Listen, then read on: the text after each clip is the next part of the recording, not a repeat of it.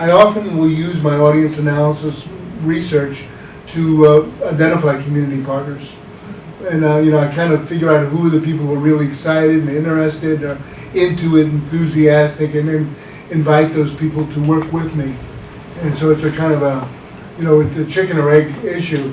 The thing that's critical is that I'm guided by culturally sensitive indigenous information from the communities that I want to work with, that I'm not, thinking ahead of time that I know what these people are all about and what they need.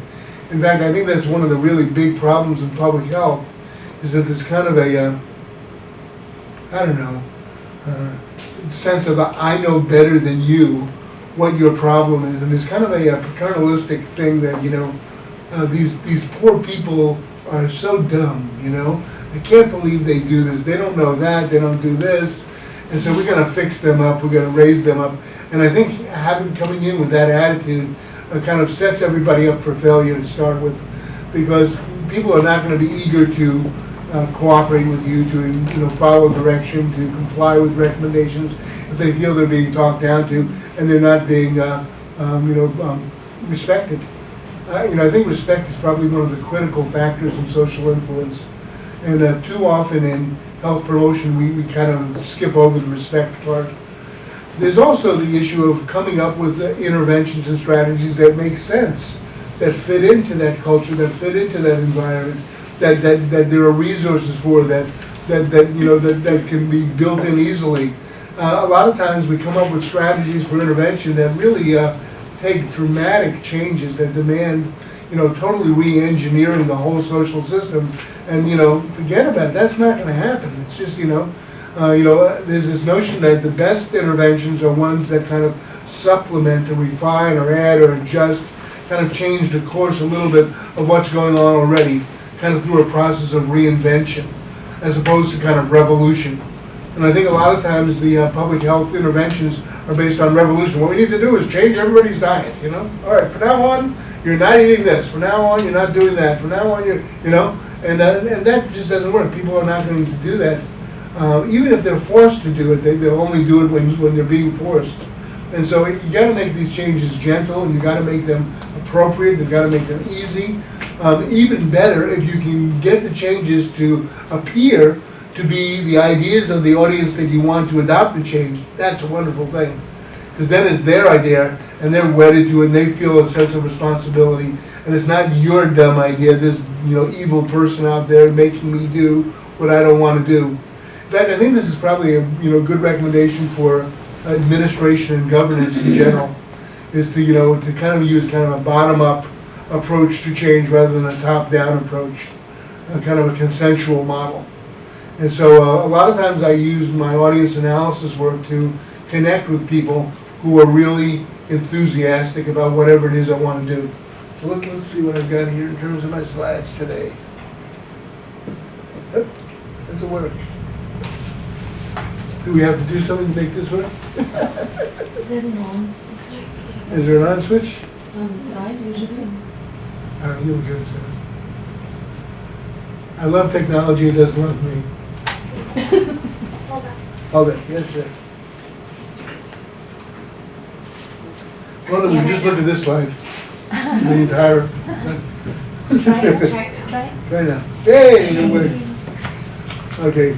There's no one right way to reach, influence diverse audiences. Sarah, you get to take this workshop for free because. Don't judge her for this. That there's everything needs to be adapted to the unique situation. I think that the more we understand about the context, the people, the history, the culture, the background, the better we are at designing interventions that are going to take hold. Unfortunately, there's a lot of a priori planning that goes into typical health promotion. A lot of times the planning is based primarily on the wisdom of the experts and what they think will work and what works for them. Problem is that the experts are often very, very different from the populations they want to reach, and ends up not working very well at all. So communication programs should be responsive to unique audience characteristics. A careful audience analysis should guide message design and channel selection. Designated audiences should be carefully segmented based on key shared cultural variables. And I really underline the carefully segmented part, because audience segmentation, I think, has probably been one of the best advances in health promotion in the last 100 years. There's this tendency by sponsors, usually government agencies, but also corporations, to want to get the greatest bang for the smallest buck. Let's do everybody. Let's do one set of messages and send them out to everybody. Let's use television, And then they come up with campaigns like, I don't remember the campaign, Just Say No. It was the Nancy Reagan campaign. They're supposed to work for everybody. And, and a lot of people end up thinking, I'm going to say no to the people who are saying just say no. it was too broad, it was too general. It didn't provide enough specifics. It didn't really fit the culture. And so what we need to do is identify who are the groups. So one of the issues with segmentation is figuring out what are the variables that you want to segment on. What are the critical factors? Is age? Is gender? Is geographic region? Is health behaviors? Is attitudes? Sexual orientation? What are the factors that are really critically important? And this needs some analysis, because you've got to figure out what are the characteristics that are leading to the kinds of health problems that you're addressing. And then what are the best ways of segmenting? You may have to segment into several different groups. Sponsors don't like that, because that means that you end up doing a variety of small, targeted interventions for different groups as opposed to one large one. It's more expensive. It takes more time. You've got to figure out, you've got to fiddle with a lot of groups, but it's generally much more effective. There may be some factors that cut across a number of groups and you can put them together. But typically it's kind of like the probability curve, that if you just do the general audience, you end up losing people on either end of the curve. And you end up picking up a very small segment of the population with your intervention. Close collaborations with audience members enhances communication effectiveness, and that's basically what I was talking about yesterday, is that it's through this collaboration and interaction with members of the audience that you identify who they are, what the segmentation characteristics are, and what's going to work. Key questions to guide strategic health information dissemination effort. What do you want to accomplish? Now this may seem very simple, but you'd be amazed. A lot of times I get called in as a consultant, as an evaluator, to evaluate why health promotion campaigns are not achieving their goals. And you have no idea how many times I've done this thing. Basically kind of a mopping up role. I come in, they spent $1 million, they haven't gotten the effects they want to know why it didn't work. So I come in and I start interviewing the people who are in charge of the plan. I say, well, what do you want to accomplish? And there's 5 different people, there are 5 different things. I said, well, what are the critical issues? And they have a hard time figuring it out. A lot of times they, instead of really identifying what the real major issue is, they're focusing on symptoms. They're trying to identify, what the outcome is rather than what the cause is. And unless you really have a good idea about what it is you want to accomplish, you're not going to be very effective. This is basically persuasion 101. If you don't know what it is that you're trying to persuade people to do, how are you going to provide them with good evidence and motivation to do it? So I think you need to kind of do a really careful needs analysis of what is the problem, what is the underlying problem, what are the issues, who do you want to reach? And more often than not, I hear people say everyone. Well, that's impossible. You're not going to do that. Consumers, all consumers. Are you going to use the same strategy? And so this is where the segmentation thinking comes in. Who are the people who are really most impacted by the issues that you want to address? So you've identified what the problem is. Now you say, who are the people who are really being hurt by these problems and people who need help? And then you might start thinking about it in terms of which are the groups that are most ready to adopt changes. I love the stages of change model that Prochaska came up with. It's a really nice one that looks at readiness for change. And it reminds me of the old research, communication research on ego involvement theory. I don't know if you remember this. Is Bandura and all these people were doing research on attitude change. And they found out the people who were most ego involved were the most difficult to change, because even when you gave them good information, it just made them more, reinforced in their position.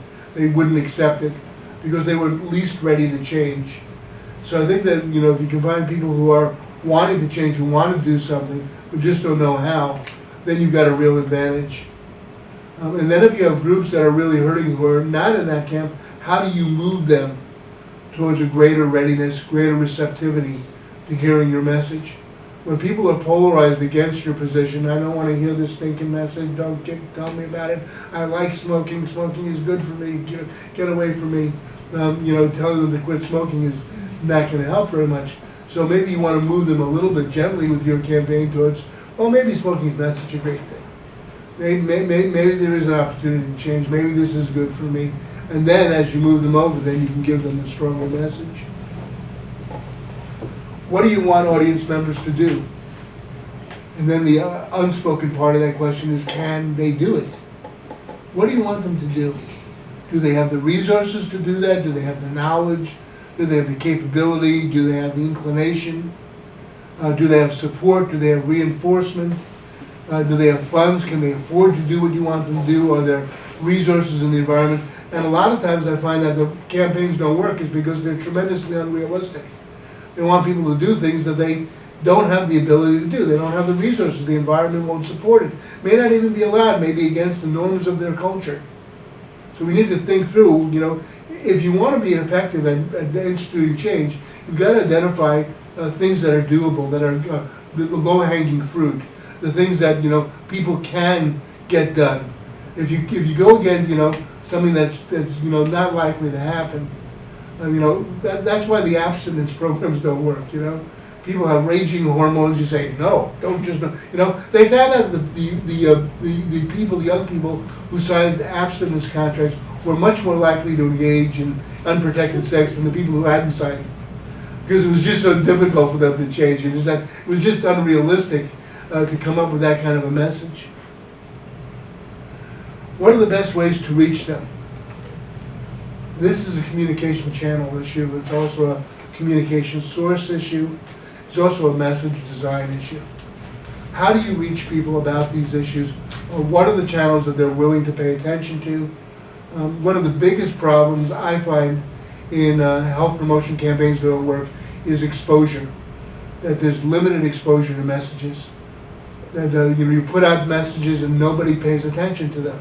Sometimes it's limited exposure because the messages are being aired at 3 o'clock in the morning on a publicly sponsored public service announcement that nobody's paying attention to, and if they're awake at that point, they're kind of zoned out. Sometimes they're not paying attention because it's not a very attractive message. People don't want to hear it. Sometimes it's not on the right channel. And so you got to figure out how do you reach people. So you've got to figure out what are the communication channels that people are using, and which are the ones that they trust, and who are the sources that they want to hear from. And there are different sources that work for different issues. What messages will be most compelling and influential for key audiences? And I think this is a message testing issue. You can do some, assumptions, you can think about it, but the truth of the matter is that if you're not part of this community, it's very difficult for you to understand what works and what won't work. So you really need to do is to test different messages with, samples, representative samples of your community. Hello.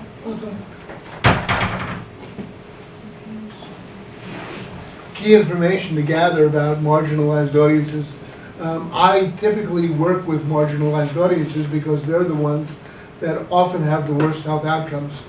By marginalized audiences, I mean primarily poor people, people who don't have tremendous resources, but also it could be people who are stigmatized because of race, because of gender, because of occupation, because of disease, because of mental illness. There's amazing how many marginalized populations there are, and those marginalized populations often don't have access to the resources and the information and the support they need for good health. Oftentimes the healthcare system are not receptive to them. Recently, I just agreed to work with a new project, I mentioned yesterday, with issues that gay and lesbian people face with the healthcare system. I'm starting to look into it and recognize how tremendously marginalized these populations are, particularly the lesbian women have tremendously bad health outcomes, feel really ostracized by the healthcare system, feel that the healthcare workers don't treat them well, don't want to go to the doctor, often will suffer in silence, and because of that, their outcomes are very poor. And so you got to figure out, if this is the audience that you want to reach, what are the kinds of issues that they face, and what are the kinds of concerns that they have, and how do you reach these audiences? So relevant beliefs, values, norms, and expectations are some of the critical data points that I try and gather. It's basically psychological set. Psychological set and cultural orientation, I think, are some of the critical factors that motivate health behavior. It's basically the health belief model. Health beliefs are very powerful, but you need to figure out where people are getting these beliefs from and how strongly they feel them. And then how what you want to do connects with these beliefs, values, norms, and expectations. Language skills and orientation. And this is an interesting one because often we think that if people speak the same language, let's say English, or whatever language it is, that they utilize the same terminology, but they don't. The different groups use the same language in very different ways. And if you speak to people in the language that they're comfortable with, it's very difficult to connect with them on a very personal level. People are very sensitive to the incorrect use of language for their group. And you've got to frame whatever messages you're using in ways that are appropriate. And even if the words are appropriate, if it's the wrong source saying the right message, it will not be accepted because they think that you're posing or trying to manipulate them. So it's a really complicated set of issues. Sometimes I'm amazed that a lot of health promotion campaigns use languages that are not the primary language that people use, and they think it's going to be effective. Now, that's really pretty dumb. And then the orientations to language, I think, is a critical part of that as well. Health literacy levels, and literacy for me means both language and numbers numeracy. And there are really big problems with many populations. Literacy is a really interesting issue. I think that research estimates of literacy basically say about half this is the US-based studies, half of Americans have problems with health literacy. And I think that's really an underestimation because it's basically they're trying to evaluate literacy from a trait perspective, like intelligence, education, income, that your literacy level is a trait. And mostly they're looking at reading ability. Most of the tests of literacy are looking at reading. But I think that literacy is as much or more a state as it is a trait. And I think the fact of being sick, of feeling bad, of having fever, of being anxious, reduces your literacy level, particularly your health literacy level. And that's why people who are very well educated, even people who are physicians, who encounter health problems, don't understand very well, get confused, get frustrated, because they're encountering those issues that make them, anxious, make them worried. Often when you're sick, you're taking medications to relieve pain. The medications dull your senses. Sometimes you have nausea. You're not at your best when you think you're going to upchuck at any moment. Sometimes you're terribly tired and fatigued, and think about the times when you are at your worst in terms of being aware and conscious and involved and on top of things, and almost all the factors that lead to illness are factors that reduce awareness and acuity and involvement. I'm sorry, Mary. So the numbers here you refer to the percentage of people who understand the messages? No, it means that messages that we present that are numerical messages, like statistics. Like if we say 1 in 8 people are likely to get breast cancer, people, understand that in very different ways. In fact, there's a really interesting study that shows that there's the same percentage of risk, pretty much, between breast cancer and prostate cancer. And women who get, I think it's 1 in 6 is the message. And women who hear the message 1 in 6 basically perceive that as that it's a 50-50 chance. And men who hear that same message about prostate cancer think it's like 1 in 1,000. It's a very bizarre situation. And it has a lot to do with sensitivity to health issues, personal concern, and also the media environment. There's a hell of a lot more media messages about breast cancer.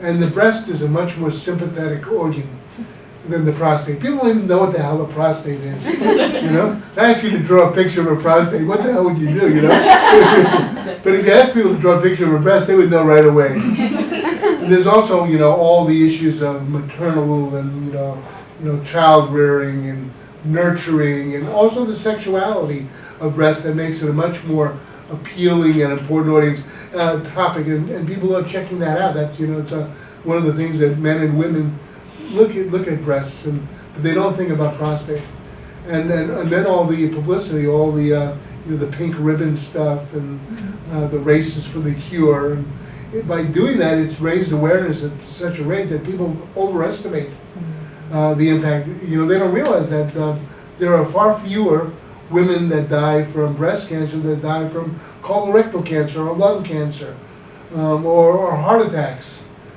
because it's been hyped up so much. And so it's that numerical issue. And most people are not really good with numbers, but a lot of health messages use numbers and statistics a lot. And so there have been a lot of strategies of ways to try to change that. Use pictures, use examples, embed the statistics within a narrative that people can understand. But it's one of the factors that makes health messages so difficult to understand. I was working on a project a couple of years ago where I was trying to improve the understandability of federal health websites, basically NIH, CDC websites for the public. There's a law that says that the website should be at no more than the 5th grade reading level. But when we analyzed them, they were about the 11th grade reading level. And a lot of the complexity was because of all the numbers that were in there, and people just did not understand. So I think when you think about literacy, you need to figure out how much do people understand, and what are the situations that they're facing that lead to misunderstanding. I think that misinformation, misunderstanding, and uncertainty are the primary factors that lead to breakdowns in health communication. And in fact, I would say that 90% or more of the work that I do, just use a statistic there, but this is probably a high numeracy group. I think that most of the work that I do is focused on reducing uncertainty and increasing access and understanding and usability of relevant health information.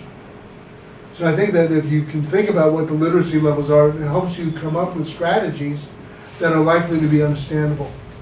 This morning I was emailing with a former NCI colleague about some research I'd been doing on medication adherence. I'd done some research where we identified a set of motivational messages, message library, that could be used to help people analyze areas of uncertainty they had about medications they were prescribed. We're talking about why that was so important. And the assumption is that I have is that a lot of reasons why people don't take their medication is they're not very confident that it's the right thing for them to do. They don't know what the implications are. They don't know how it'll fit into their lives. They have a lot of unanswered questions.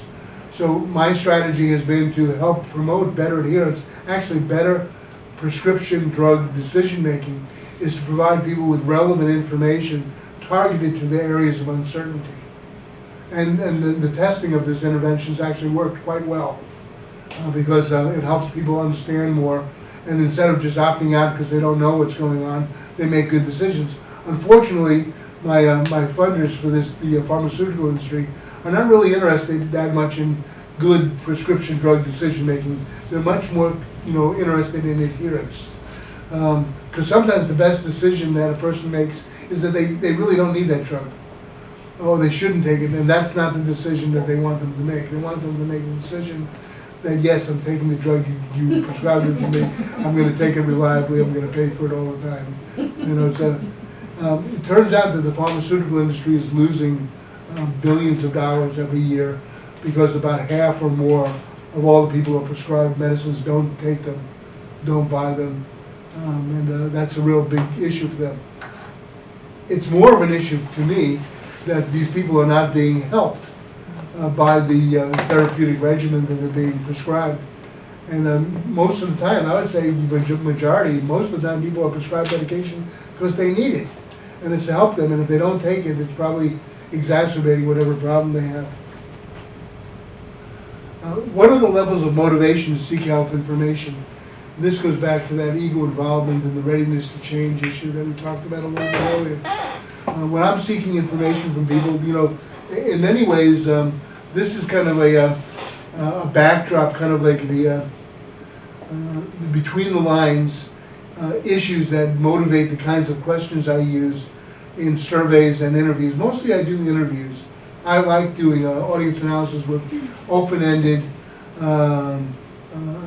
personal interviews where I have kind of a set of general questions, but then I can probe for more information. And these are the issues that I ask for. I want to find out what do they believe, what do they value, what are the norms, what are the expectations. I listen to how they're communicating. I want to find out what the words are. I want to assess their literacy level. I want to figure out what their levels of motivation is to seek health information. I want to find out what their media use patterns are. What are the channels they're likely to use? Which are the media that they trust the most? Are they interactive media? Are they new media? Are they watching television? Are they getting information from newspapers? Are they talking to friends and colleagues? Social network memberships I find is critically important. And more in the last 5 years I've been developing interventions that tap into social networks. The really nice thing about social networks is that they're relatively inexpensive to motivate because you don't have to pay for them. You just have to tap into them and get people who are parts of those networks to participate. They're enduring over time. They're very interactive. And they're very influential. The bad part about social networks is they're very hard to control. And then people may be saying things and doing things that you don't want them to say and do that may not be part of your message. It's not like you take an ad and you know that the ad's going to say what you want it to say. So you've got to really stay close to the people in the social networks and train them and support them, provide them with materials and evaluate what they're saying.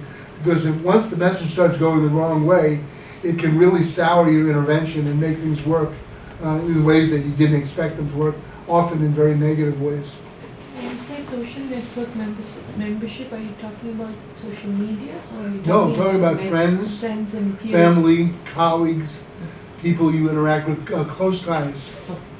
Who are the people in your personal network that you interact with? Sometimes it's social organizations. It's different for different people. Sometimes it's religious organizations.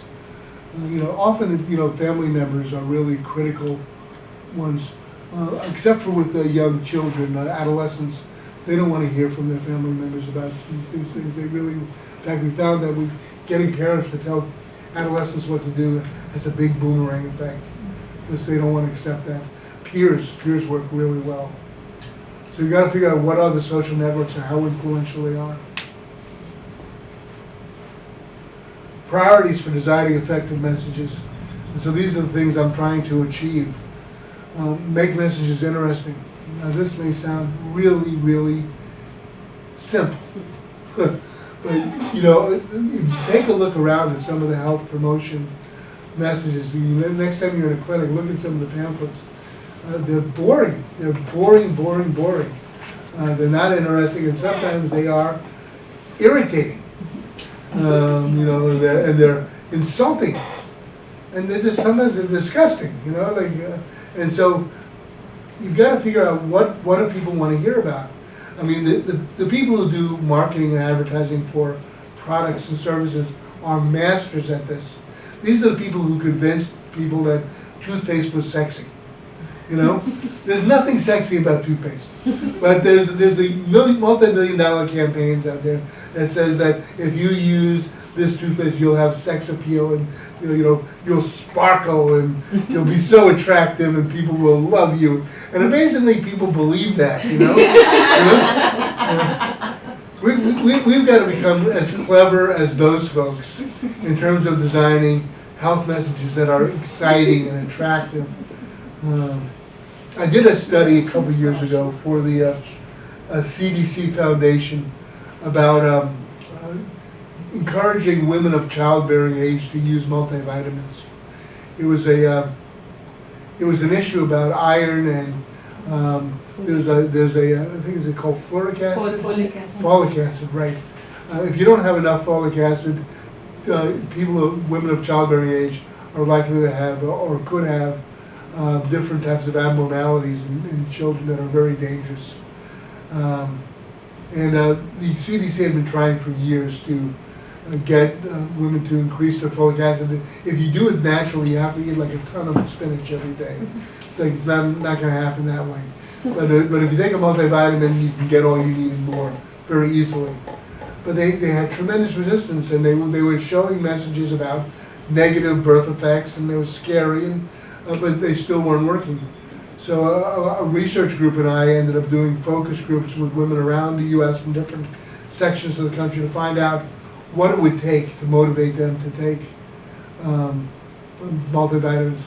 And it turned out that the fear of birth defects was not on their agenda. Many of them were saying, I don't plan on getting pregnant, it's not my issue. The thing that was really going to motivate them is that we could convince them that taking multivitamins would make them more attractive. Primarily, if we could convince them that taking multivitamins would help women lose weight. How do you get the answer? How do you know? Yeah. No, I'm very curious because Yes. when you have the focus group, right? Do you really ask them, okay, what should we do to motivate you? How do you get that answer? Well, we asked them, why would you take multivitamins? What things about multivitamins would be really interesting to you that would motivate you to take them? And we had women talk about that. And invariably, across all segments of the country, if the multivitamins would make them more attractive to potential mates, that was going to do it. And if it made them lose weight, they would do it. Well, that's even better, yeah. Unfortunately, there was really no evidence. I basically told the CDC, do it anyhow. I don't care if there's no evidence. There's no evidence that there's sex appeal in toothpaste. Just tell women that taking multivitamins is going to make you sexy, but they wouldn't do it. But the best we could come up with, we did find evidence that taking multivitamins would give you thick hair. Makes your nails grow faster. Right, and strong nails. Thick hair and strong nails, and so that's what they did, and it worked pretty well. It would have worked better if they could have said it would make you lose weight, but they didn't do that. But I think understanding those issues are really critical, understanding what are those motivating factors, and making sure that the messages are interesting. Obviously, the message that birth defects, if you don't take multivitamins, your children can have birth defects, was not an interesting message. People did not want to hear that. They didn't want to think about that. It was just, the more they told, the less they were interested, and the less exposure they got to that message. It must have worked a little bit because a lot of my friends in college took prenatal vitamins because they said it would make their hair the same, hair and nails. They did, and so that's what the CDC, and they loved that because it actually did work.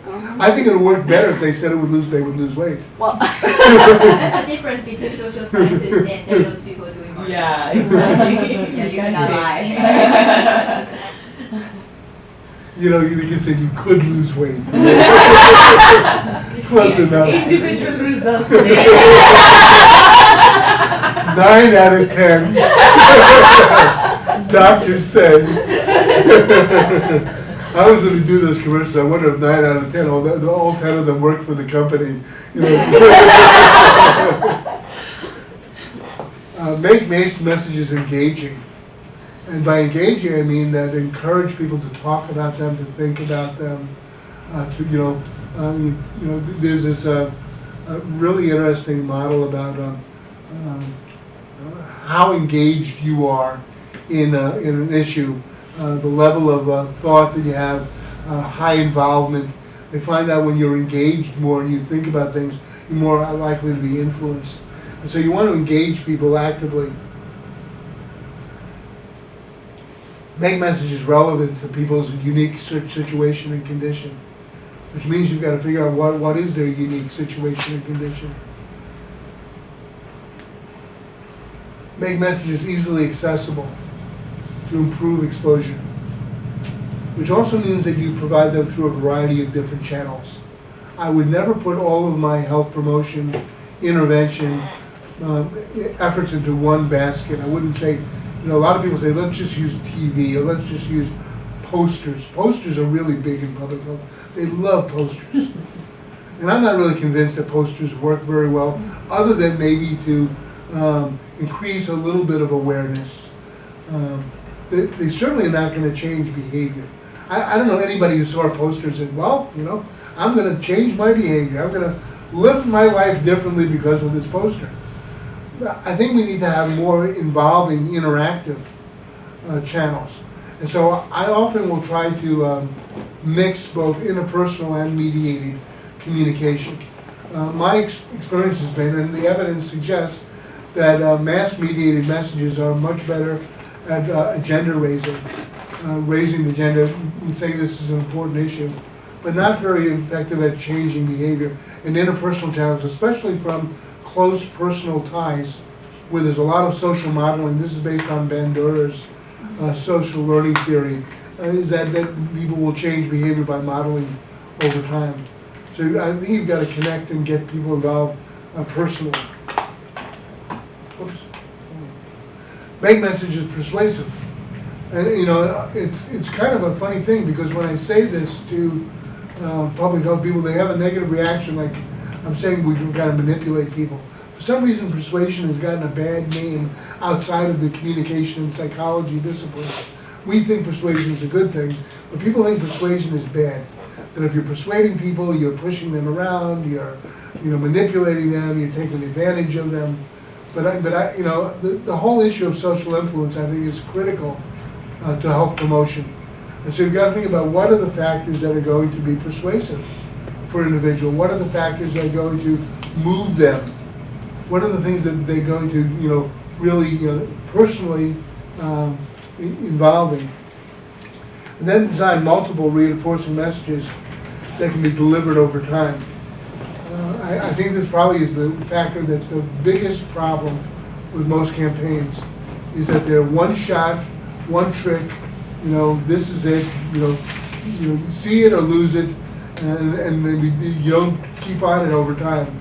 I think it's a lack of recognition to the complexity of behavior change, that we're not really thinking carefully about what it is that will really move people and reinforce them and keep them changing over time.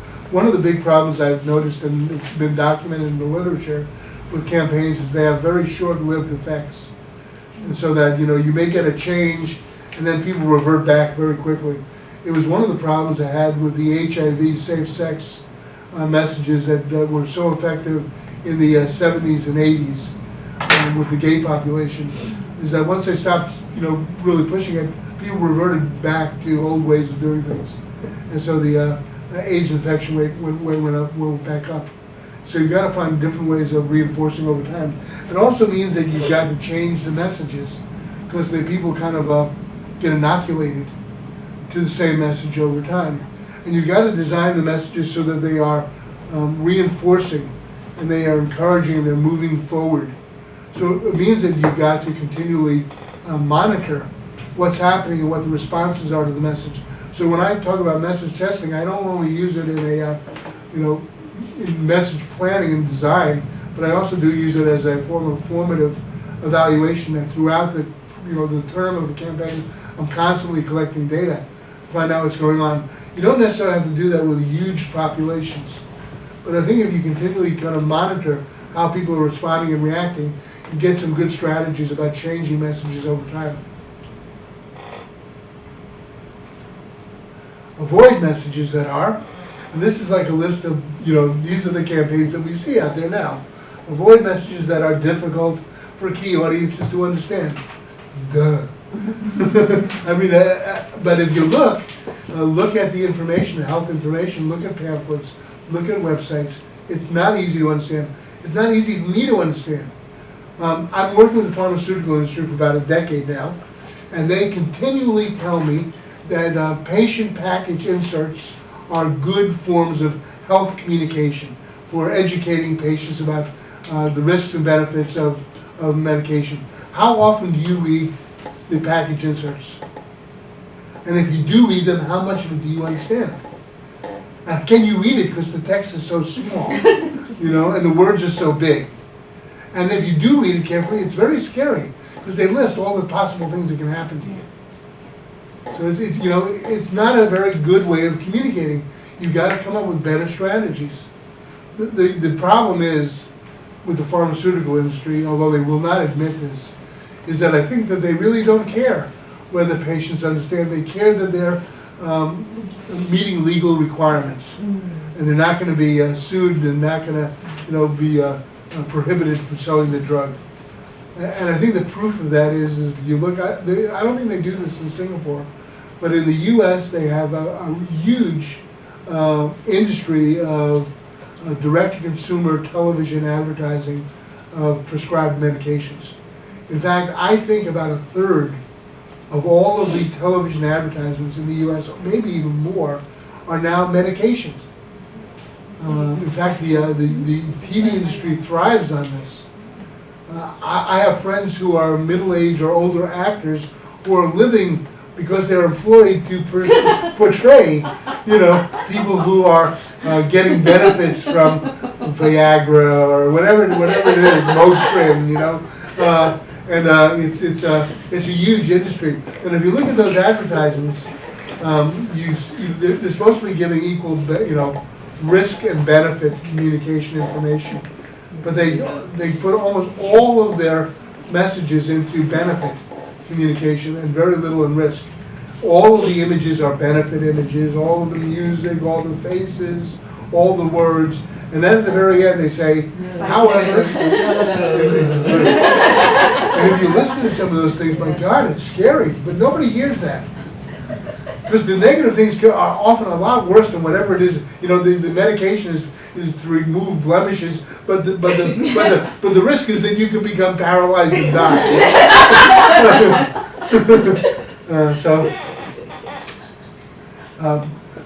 Avoid messages that are boring or unimaginative. Avoid messages that are intimidating or too frightening. I think we overuse the fear appeal in health promotion. Now, I'm not saying that fear appeal is bad. I think it's actually quite good when awareness is low. I think there's probably nothing better than a good fear appeal to raise awareness. We should show you some of the messages in Singapore. They live and die by fear appeal. Oh, really good. Well, that's the way it is the most. That's nothing else. the problem is that once people are aware of the problem, the fear appeal has a boomerang effect, and that people start blocking it out. And if there's not a good way, this is basically Kim Whitty's research, is that if there's not a good way for you to act upon the fear, then you sublimate it. So you need to not only provide fear to raise awareness, but then you need to build on that. This is what you can do. This is where you can reduce that problem. But we're much better at scaring people than we are at helping them, which is a shame, because isn't health promotion supposed to help people? Not supposed to scare them? So I think that's a big issue.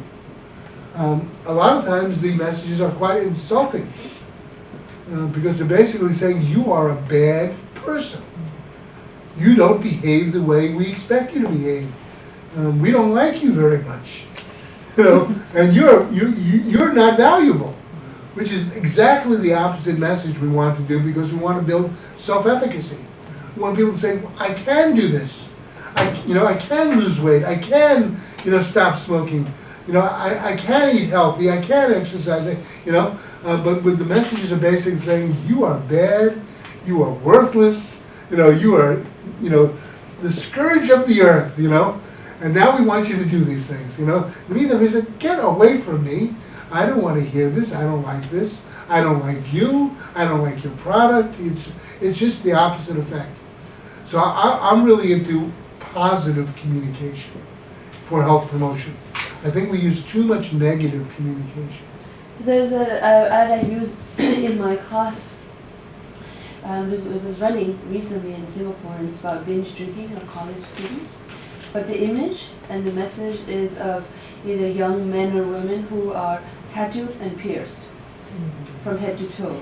First of all, like, when you see the image, you go, huh? What does that have to do with binge drinking? And then second of all, the message really says, you know, Not me, it's them. no, like, you know, you're going to be bad as that, right? If you binge drink. And it's just sort of like, okay, you know, who came up with this, you know, idea? I mean, and you show it to our students and they laugh because, I mean, you know, any normal a person would first of all say, okay, first of all, what is the connection? And then second of all, it really is about creating a stereotype of a different, you know, people who are tattooed or who have piercing, and then, you know, it's, rather than saying I won't binge drink, you might then hold a stereotype towards, and you walk down the street and you go, oh yeah, that person is bad.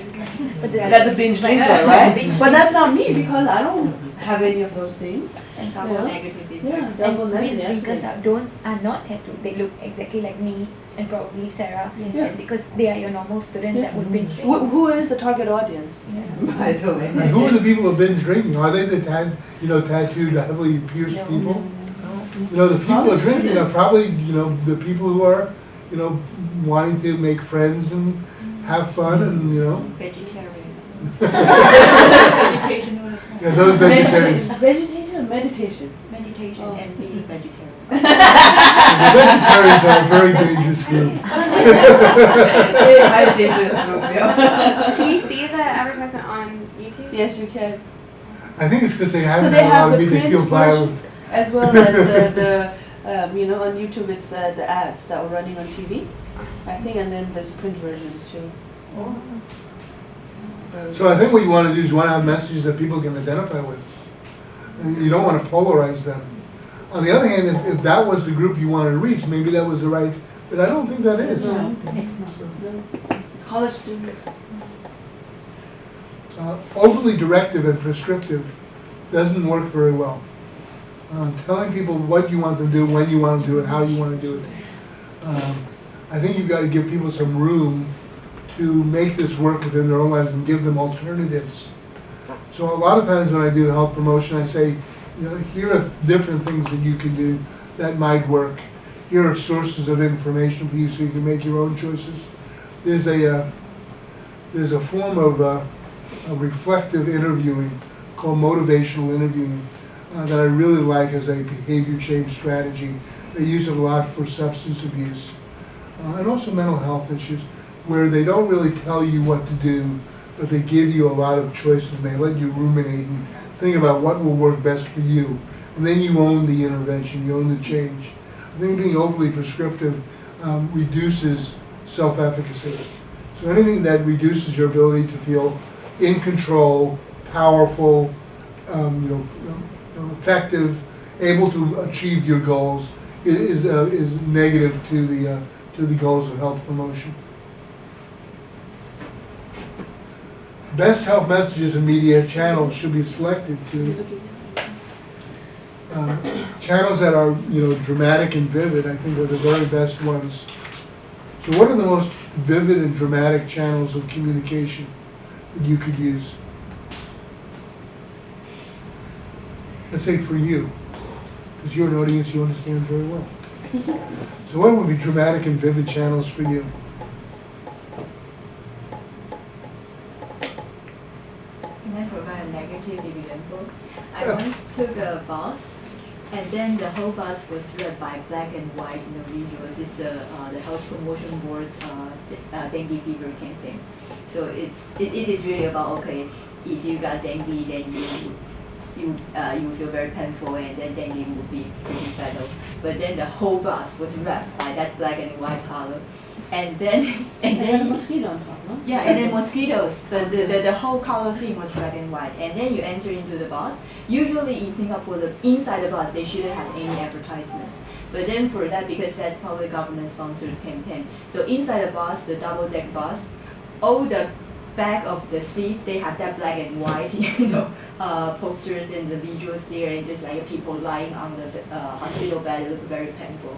And then I feel like, okay, am I looking into a tomb or something like that? And am I sitting next to corpse?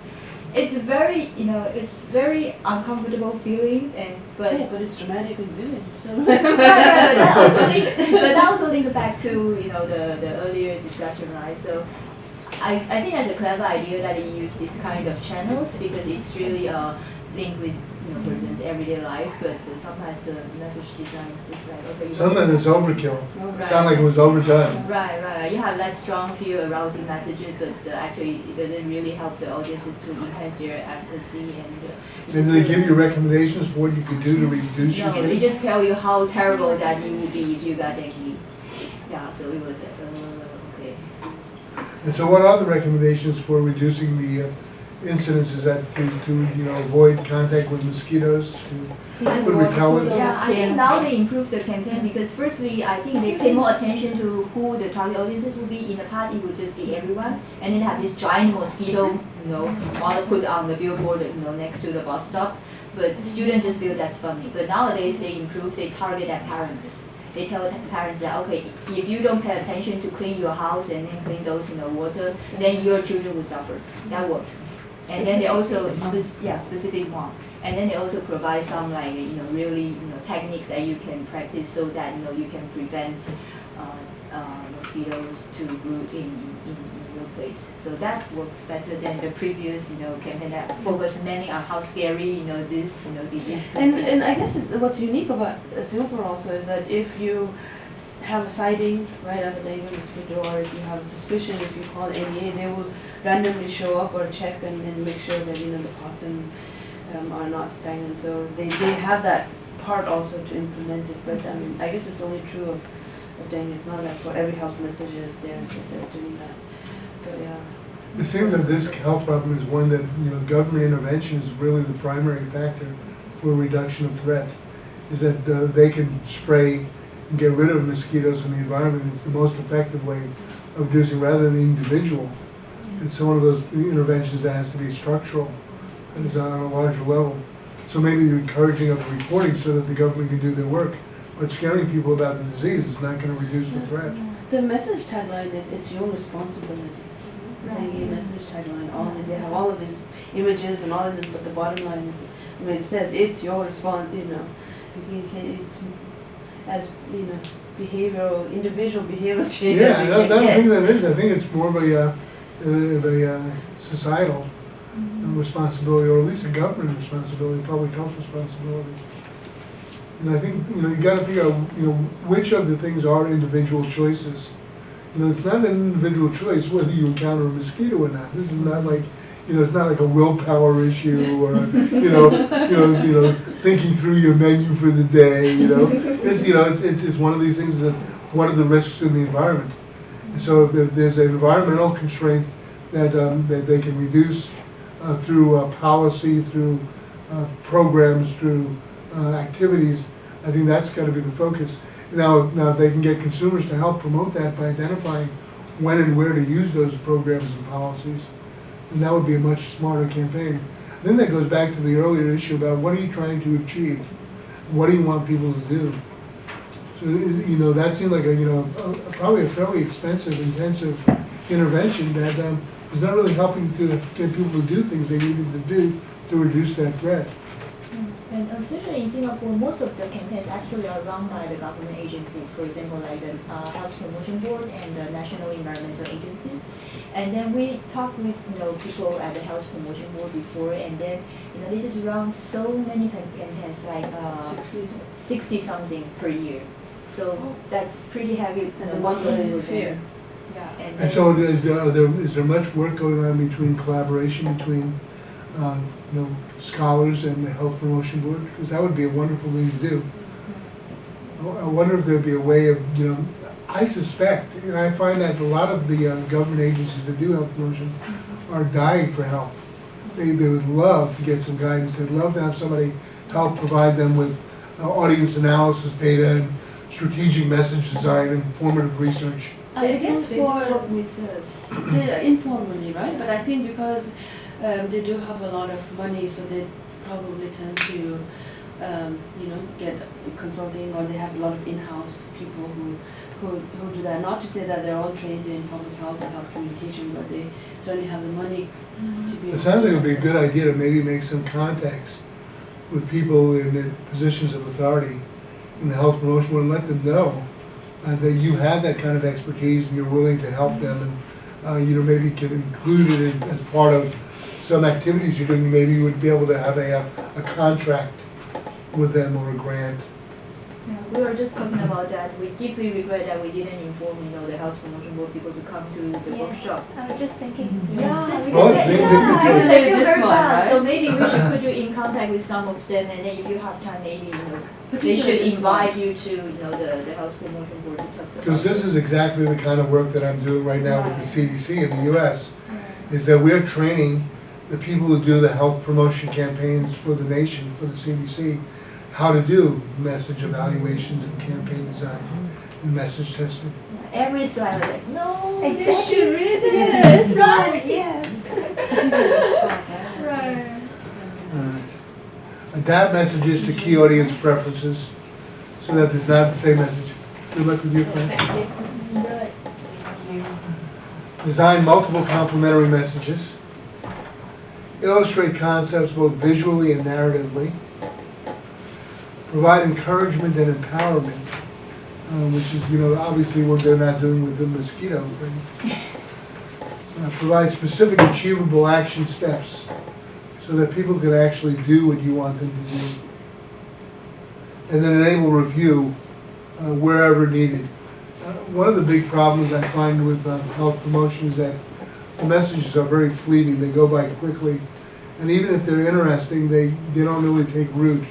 And if you don't provide opportunities for people to hear those messages again and review them and get more information. For example, one of the things I've been trying to do with online health information systems is give people opportunity to click to get more information. So if there's an issue that they're finding interesting, those topics are highlighted and they can click on that.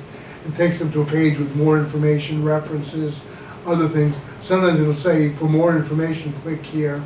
And you can, it seems that, a lot of the commercial websites are much better at doing that than the health promotion. I mean, the Amazon.coms, even the Facebook, people have things that you can kind of click on to get more information. But a lot of the health promotion are very static. It's just that one thing. You can't really push for more.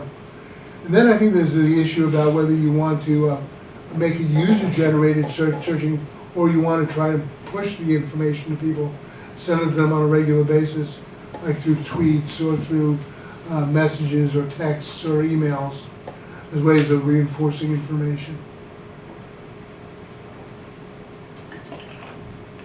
Be adaptable over time. Recognizing that health promotion campaigns are kind of short-lived in their effectiveness because things are changing. The nature of the problem is changing, nature of awareness of the problem is changing, societal constraints are changing. As we learn more, we need to adapt the message. So it's kind of like a relationship you're building with the consumers that you're working with. You can't just say the same thing over time. Maybe saying hi, how are you, is good, the beginning. But if you just keep saying hi, how are you, hi, how are you, hi, how are you, it gets really old. That's where do we go from here? What's the next step? And so I think we need to make the campaigns more relationally sensitive and adaptive over time. Select communication channels that are close, familiar, and easily accessible. Easy for key audiences to use. And this becomes a problem, especially when we're talking about new technology. It depends on the audience, whether they can use the information, whether they have access to the information, whether they have broadband connection, whether they have the kinds of software or hardware that's necessary, or they have the inclination to use those tools. There's been a really big push to use social media for health promotion campaigns. And I think there's got to be some really careful thought about who's using those social media.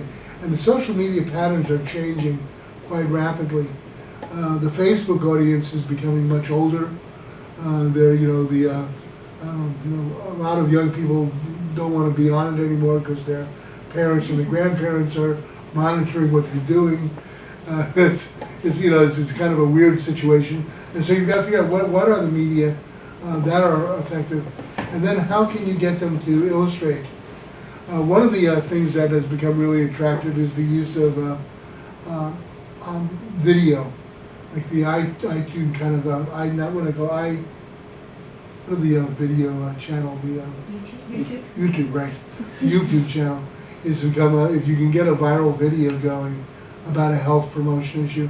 The thing is that a lot of the viral videos are not very health oriented. They're more like people doing bad things, or getting hurt. Those are it's like my favorite videos are nasty things. You need to figure a way of kind of getting people's attention.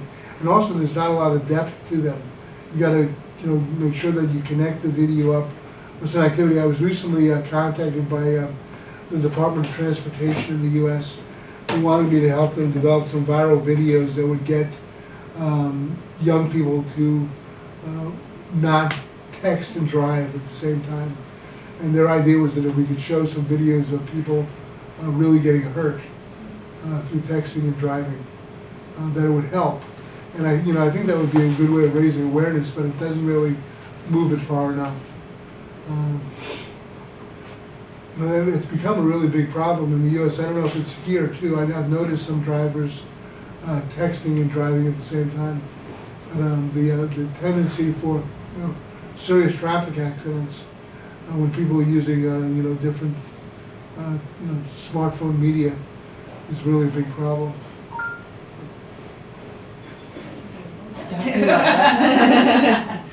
Dramatic and memorable messages and channels, reviewable over time, interactive I think is really a critical factor. And there's not a lot of interactive health promotion.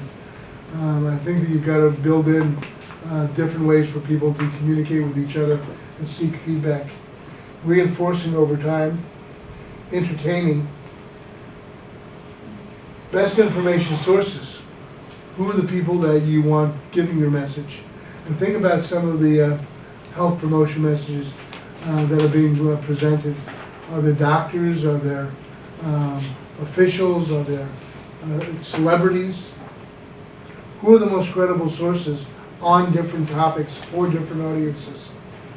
And this is part of an audience analysis question. You've got to find that out. You don't know who are the most credible audience sources of information for you. Who would you believe? Would it be a peer? Would it be an official? Would it be a celebrity? Celebrities have a lot of cachet. Jenny McCarthy has had a bigger influence on people getting immunization for children than any other source. That's one of the biggest problems, is that the Surgeon General does not have the cachet that Jenny McCarthy has. I recently saw a post that she admitted that her child actually does not have autism, has some other problem. Whoops, never mind. And all these years she's been saying that it was caused by immunization, by vaccination. Are familiar sources the ones that are most compelling?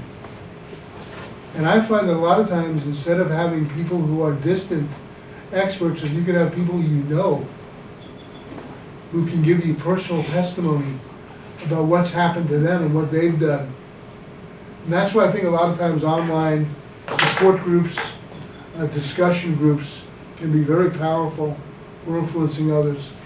Sometimes I think the fact that people are like you and have similar situations and similar experiences makes a lot more sense than somebody who's very distant, who you don't identify with very much. Are expert sources influential? And I think you've got to think about, when do you want an expert source? When would you want an expert source? I think maybe the more complex the message is, the more to research-based the message is, the more it is that you're trying to help people understand then the expert sources best. But I don't think the expert sources are very good for getting you to adopt behavior because you don't identify with them. So the use of sources depends a lot on what your specific goals are and what the kinds of messages that you're providing are. How effective is peer communication? When do you want to use peer communication? When is it not very effective? When you have a very complicated scientific message, I don't think peer communication is the way to go, unless your peer is a scientist. So figuring out when that works and when it doesn't. What other sources will work? And a lot of times we don't know what sources will work until we find out from people who they're influenced by. So I like to do kind of a social network analysis, where I'll try to ask people who they communicate with, what do they communicate about, what influence that has, and try and do kind of a sociometric analysis of what those connections are. And then you can identify the kinds of individuals who are the gatekeepers or who are the influencers, who are the people who can really get them to move. Formative and summative evaluation strategies need to be used to guide program design. And so formative research, you probably know, is the research you use to develop and refine. And summative research is what you do to try to figure out what's happened, what worked and why it worked, and how effective it was. A lot of times formative and summative research work together because the formative research provides some of the baseline data for identifying major changes over time. So I believe strongly that all health promotion has to be based on a research platform. It's probably my own background, but I really think that you need to have good evidence to guide what it is you're doing, and then you need to utilize it throughout the entire process. Not only for determining what you're going to do, but also for demonstrating to your host, to your funders, that what you're doing is appropriate, is effective, and it deserves their investment, not only now, but in the future. It also is a great way for you to demonstrate that you made a difference if you want to publish your work.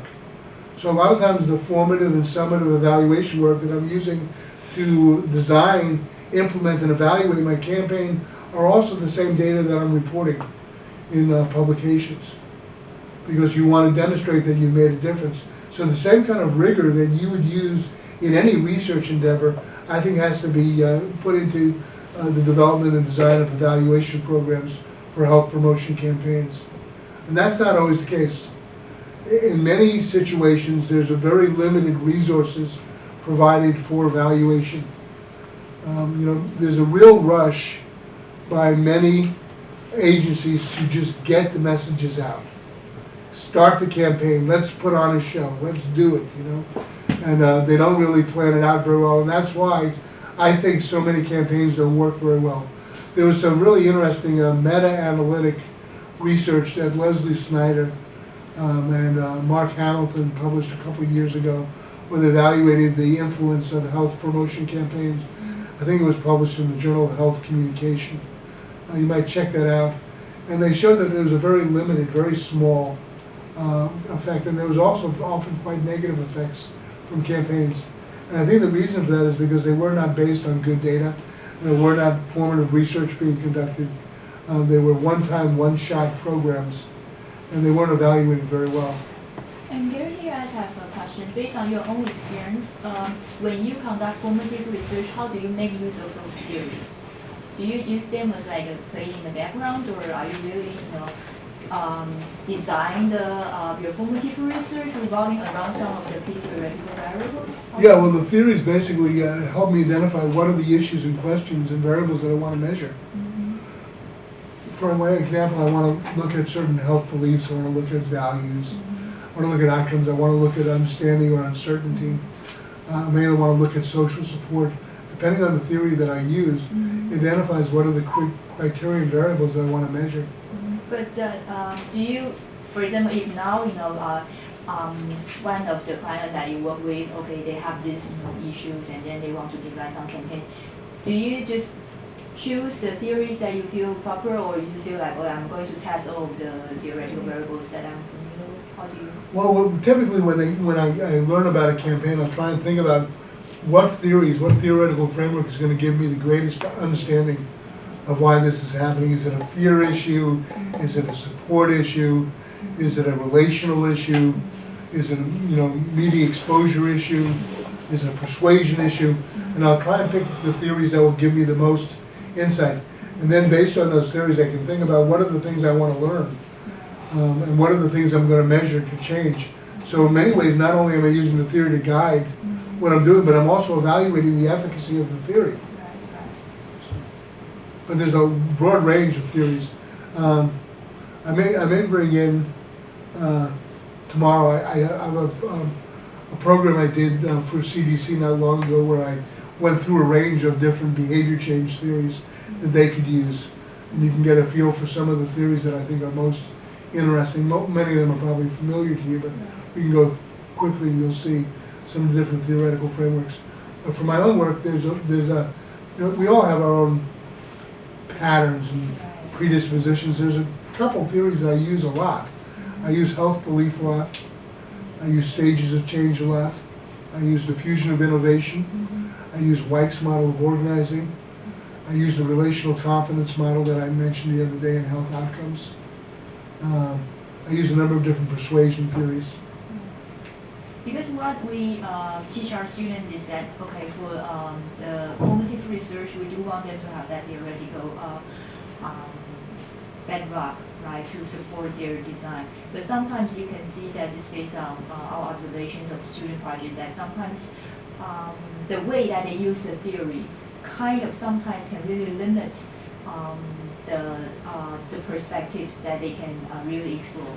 So that's why I have these questions to you, that when you as a practitioner, when you use those theories, do you like doing mix and match, or you would just focus on one particular theory? No, I usually use a combination of theories. I realize that no one theory is going to capture the complexity of the problem. So typically what I'll do is I'll use a variety of different theories that deal with different aspects of the issue. So it's not uncommon for me to have 4 or 5 different theoretical perspectives that are guiding an intervention and guiding the evaluation.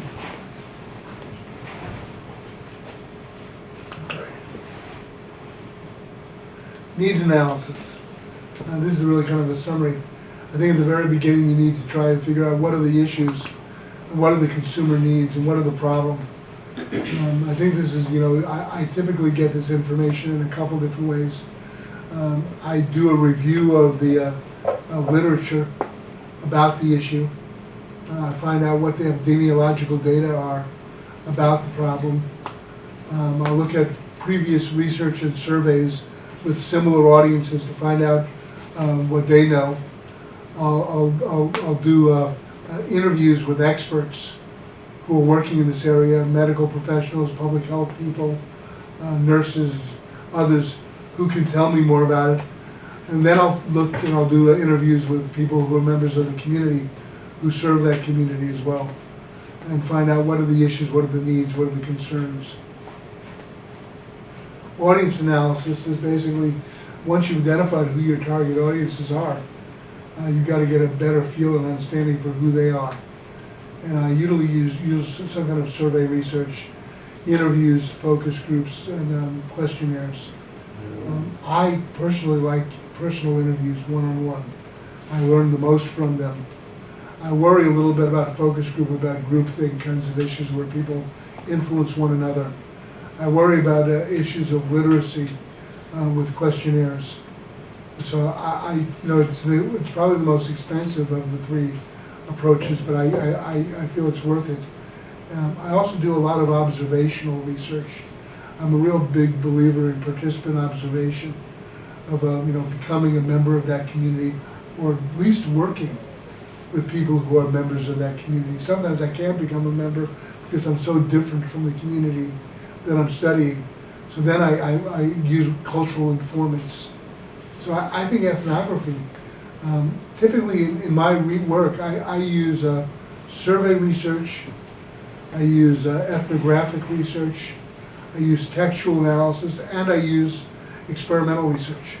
So I've got the full house there. I use all methods.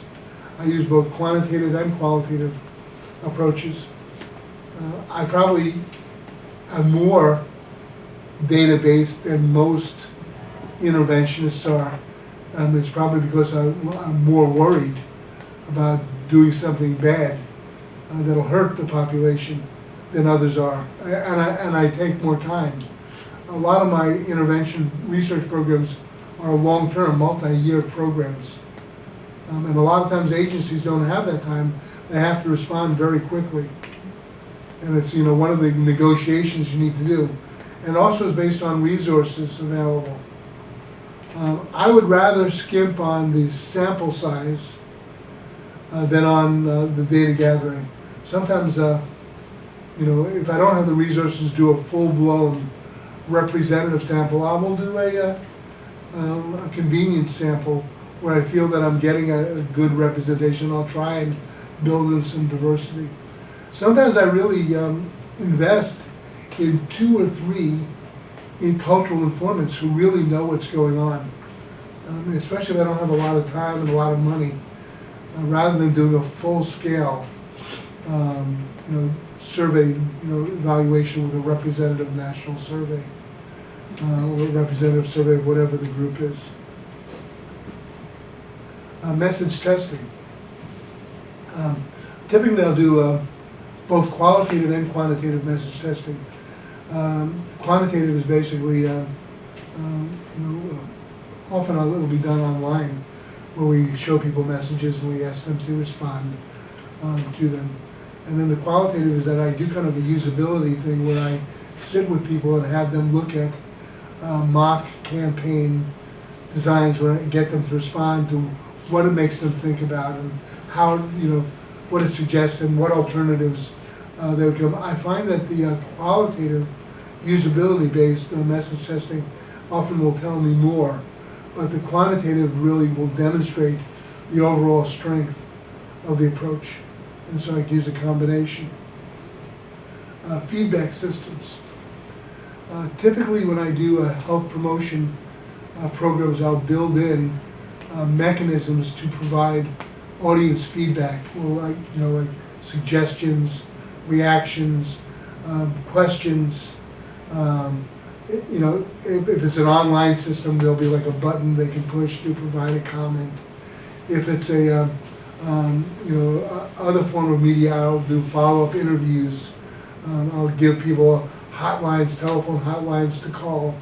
I find that those feedback systems are not only really valuable for me in terms of learning what's working and what's not working, but it also provides opportunities to clarify and reinforce messages for audiences. So it's good both for evaluation, and it's also good for dissemination. I almost always will try and do baseline and trend outcome measures. The problem is that sometimes I'm called in after the fact as a consultant, as an evaluator, by agencies or companies to find out why their program, sometimes whether they don't even know whether it's working and why it is or why it's not. And then they bring me in after they've done it. And so it's very difficult to go back and do baseline measures. I have to go back and see whether there are some data points that already existed that I can hold on to, because I can't collect baseline data at that point. Or I can look for archival measures that existed, records, but then I try to track them over time. If I can't do that, if there's not good baseline data, the other alternative I do is I do control groups and comparison groups, where I try to find similar audiences that did not get the intervention, and then do some comparisons with them and track them over time. But if there's no comparison, either pre-post or across groups, it's very difficult for you to validate whether or not you've actually moved the needle and made a difference. And so that's where the experimental research comes in. It's always basically a field experimental designed to evaluate effectiveness. I also have learned the hard way that I need to do cost analysis. I need to figure out whether or not the expense of doing this type of intervention was worth the outcome, and whether there was maybe less expensive ways of doing things. Sometimes there may be one piece of the intervention that works best, and we can jettison other pieces that add to the expense.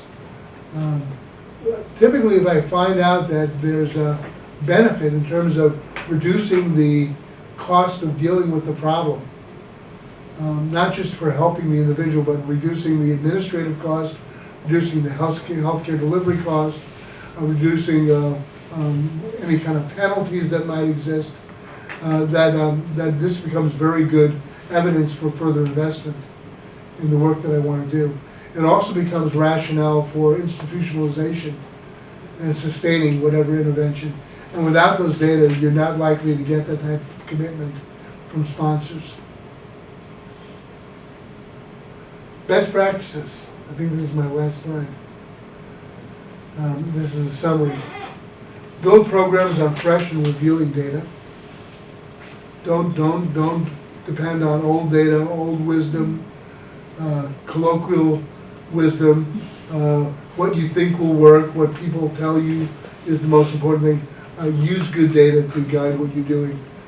Because more often than not, people are really not seeing things as clearly as they might. They're not really understanding the whole set of issues. Adapt to changing audience preferences, which means that you need to build emergent, changing, evolving intervention systems. Design strategic messages for specific audiences, and don't try to use a one-size-fits-all approach. Use multiple reinforcing messages and channels over time. Work closely with audience members. That's it. All right, so let me open it up for discussion. In terms of your work that you're doing, what kinds of ideas have you been thinking about in terms of needs and audience analysis and message design that might work for you? I'm hoping that I may have stimulated some of your thinking, or maybe you have some questions about how you might apply or utilize any of the ideas that we've talked about today. So I'm going to open it up for you. I have a question. Sure. When you do, especially, we're in the message design phase a bit in our Women's Heart Health Project, and there are some things, like when you do your formative research on what the audience actually wants, or what they want it to look like, or what information they need, sometimes I find it hard for me to know whether it's just that one person or 10 people's opinion, or when to know when that's representative of the population, or when to, just people are so unpredictable. And so, I mean, it's built into CCA that we take it back to the advisory board and we go through several rounds of this, but just in terms of knowing what the audience wants, it's very hard to know if that person is speaking just out of like personal preference, or if that's something that is representative. Yeah, there's a kind of a qualitative norm, data norm, that's based on saturation. So what you do is you kind of collect data and you see how many times you hear the same issues. And the idea is that you can cut off data collection when you stop hearing new ideas. It also suggests that when you stop hearing new ideas and you hear the same ones over time, that you can be pretty confident that this is what's going on. If you have an outlier who's just kind of blowing his or her horn, that sounds like what you're afraid of, you're not going to hear that theme over and over again. And I think you can throw it out if you've got enough. But it also suggests you need to have enough of a sample to achieve that saturation. So this message, how was it designed? Or is it designed and taken back to the group, or is it coming out from the group discussion? So it's come out from so we did interviews and advisory boards, and so each time the advisory board has we've consulted them about the information that we've heard, and then medical side is also producing some of the content based on what the women said that they wanted. So we will take that back to our focus groups and advisory board. And so it will go through that process, but, and maybe this isn't the best project. I just know, I mean, in terms of my question, but it just, I don't know, it seems like, especially in a context where there are a lot of different cultures, different languages, it's hard to come to a, like, definitive, okay, this is what they want, or this is what the audience wants. So, but I think we're just at the beginning of this process, so once we go back and if we're hearing the same things still from our advisory board and focus groups, and But isn't it the job of the advisory board to represent? right, it is, and I guess that's my question is, But, I mean, why would you not ask them if that is a personal preference or if that is something that they believe or think is part of a community idea or perspective? Why not just ask them? right, and we do, I just, as a like, if I sat on an advisory board, I think it would be hard for me to say between like, oh yeah, I think I'm representing everyone, but versus, no, that's just my personal opinion, I think this represents. No, but I think the saturation thing actually is Yeah. like the key issue, right? Because that will really give you some confidence about okay, to what Right. extent that the data really speak for themselves. And Right. also the other thing that we usually do is that once you really have the idea about what are you going to do, you can always go back to your participants and then say, hey, is this really address your needs? Right, and like I think that will come. We're just at the beginning, so we'll produce and then take it back several times. But I guess in a project that's not as CCA guided by that methodology, like as a health promoter or as someone designing a campaign. But I mean, what you said about saturation makes a lot of sense. But I think regardless of whether it's CCA or not, I think that's the point Gary was making about the fact that we should be doing this, right? Involving the community, asking them, because our interpretation and what we hear might not exactly be reflective of what is resonating within the community, and I think that's regardless of whether CCA or not. And that's where most campaigns fail, right? It's like you come back, you have your group, and then you design, and then voila, it's magnified. But then the group that you got the information from looks at it and goes, "Who are you talking about? And is that really me? Is that supposed to be me?" But I think that's an underlining strategy. It should be an underlining strategy, I think, regardless of what theory or approach you take. Is that if you don't do that, then the chances are that it's not going to resonate with the community. How are you collecting the data? Are you doing interviews with individuals? Interviews, and then we have an advisory board that we've met with, and then we'll take it to focus groups and then back to the advisory board. How many And- interviews? Almost 20, 15 to 20. Then how big is the advisory group? Total is about 10 to 12, but it's been different combinations of people each time. And who are the advisory board members? There are women there are 50 women in our intervention group, but it's a randomized group. So they were randomized into the advisory board, focus group, or interview. So there are women that will ultimately also participate in the intervention, but have just been randomized and assigned to our advisory board. I think I would have probably used a more Yeah, selective strategy to put people on the advisory Yeah. board. Like, people who have lots of experience, people who are angry. I like angry people, Right. right? People are angry about the issue, Well, I think one of the thoughts we had is that a lot of the women who are ultimately the most marginalized are the ones that aren't brought to the table to talk about this topic. So by picking them, our hope was that this randomization would allow women of different languages that aren't generally the ones that would step forward and say, like, I want to talk about this, but that may need access to. Which I guess also raises the question of if you're randomly placed in an advisory group, you might not necessarily be comfortable to, one, play the role of an advisor, or B, feel like you could represent the community, right? Well- So it's sort of a hit or miss kind of a chance that the person is going to be vocal and it be opinionated and be able to say this is what our community stands for, or this is what we think is right for us. So Well, they it's were sort told of at a- recruitment, like if you agree to this, you'd be randomized into the advisory board. So at that point, they could have said, I don't want to participate or don't want to be in the advisory board. But I mean, that point is valid too. But at the same time, if you're only choosing people who think that they're fit for an advisory board, you're going to hear the same voices all the time, right? The women who are more. But I think but in terms of the people, once they have been selected, randomized in the 50 women, you could have asked who would want to be in the advisory group, We as did. opposed to assigning them or randomizing them into that group.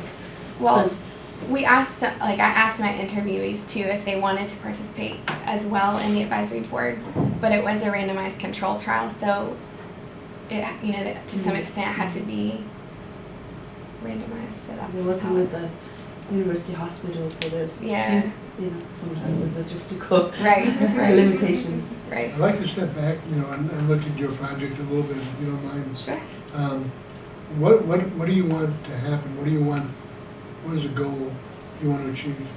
Well, there are several. One goal for us is that we want to see the relationship between this social scientific approach to intervention and link it with this biometric data. So to see if this planning of an intervention of what the women actually want will in fact improve or not their actual cholesterol levels, their blood pressure, their also their knowledge levels of what symptoms of heart attacks are, with the ultimate goal that will lower the rate of cardiac deaths in Singapore, which is the #1 cause of death for women here.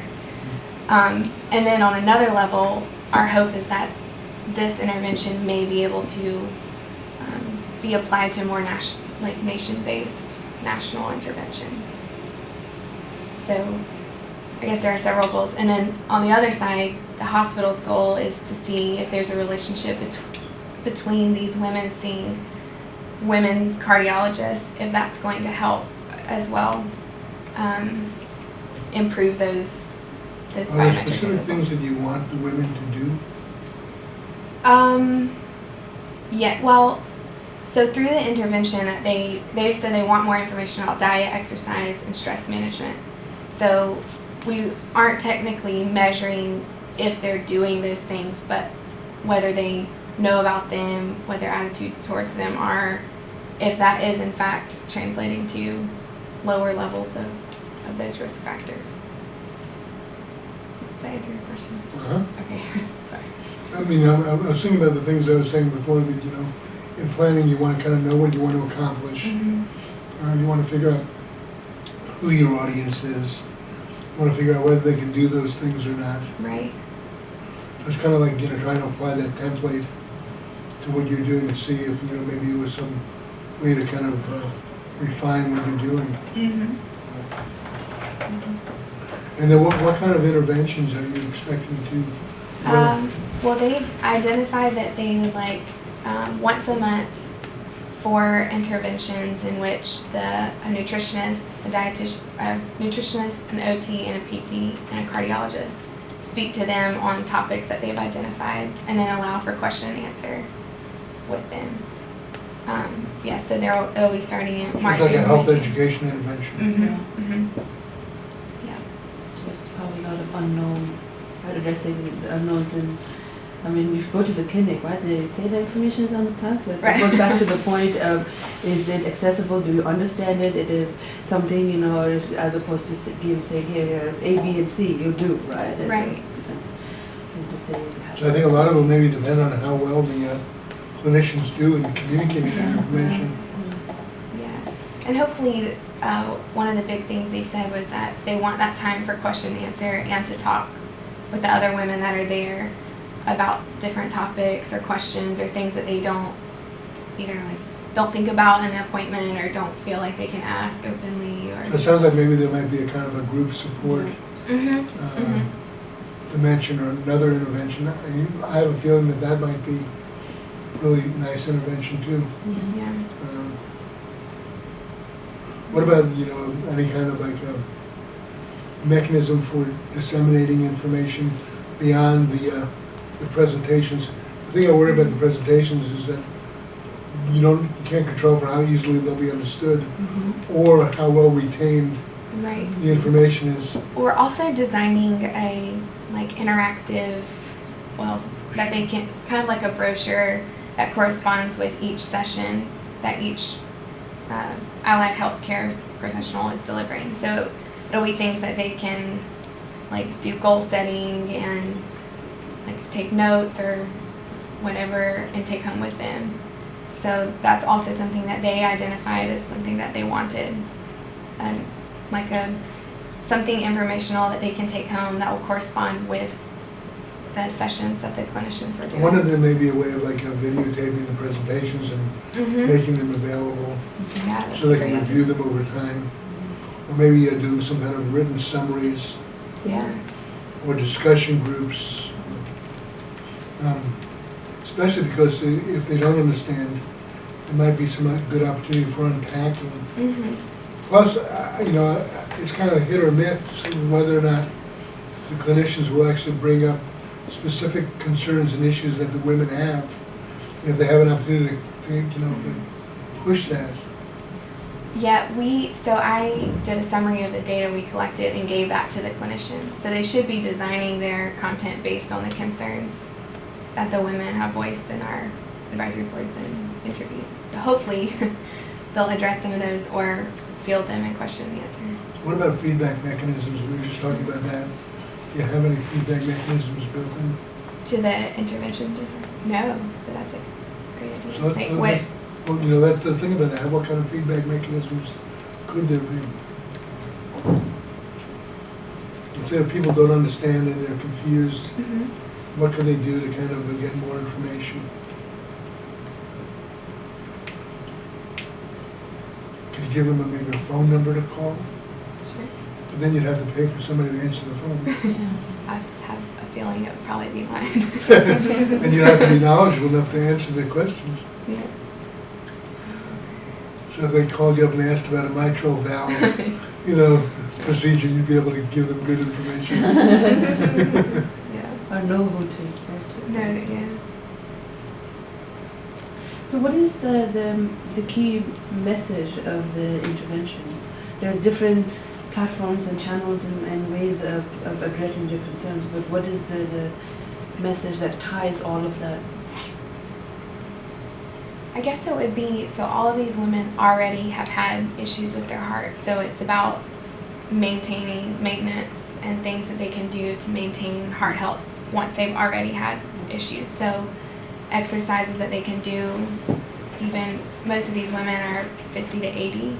So exercises that they feel like they can do, and eating, not having to cut out some things. They were saying, I don't want to cut out, but I'll cut down. So feasible eating things that they can do, and then how to be happy and manage your stress. And so I guess the key theme is maintenance after. Sounds like successful survivorship. Yes, exactly. Like that. There's a really nice literature about survivorship. There's actually a journal of survivorship that came out a couple of years ago. I'm on their editorial board. There's a lot of good things that you might look at. Journal of Survivorship. I think it's Journal of Cancer Survivorship, but I think it might be pretty applicable to a wide range of diseases. Yeah, great.